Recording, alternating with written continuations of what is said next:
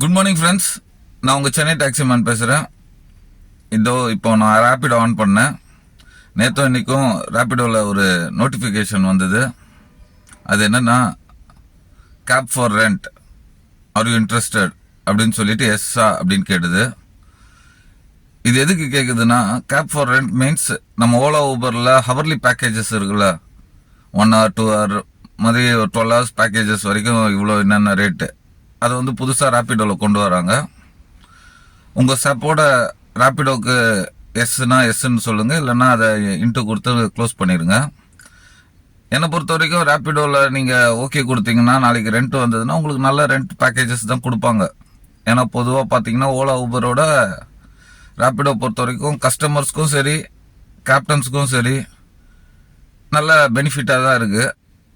Price கரெக்டாக இருக்கும், எப்போவுமே திடீர்னு ஹை ஆகி திடீர்னு குறையாது. எல்லா ப்ரைஸும் கரெக்டாக எப்போவுமே ஈக்குவலாக இருக்கும். கேப்டன்ஸுக்கும் அது நல்லாயிருக்கும், பெனிஃபிட்டாக இருக்கும், கஸ்டமர்ஸுக்கும் பெனிஃபிட்டாக இருக்கும். அதனால் உங்கள் சப்போர்ட் என்னன்னு அதில் தெரியப்படுத்துங்க. ஏதோ நான் அதை இந்த மேலே தெரிஞ்சிட்டு இருக்குல்ல, அந்த இது ஆப்ஷன் தான் எல்லாருக்கும் வருதான்னு தெரில, எனக்கு வந்தது. நான் கஸ்டமர் காரில் கேட்டால் அந்த பிளான் அப்படி பேக்கேஜஸ் பிளான் தான் சொல்லியிருக்காங்க.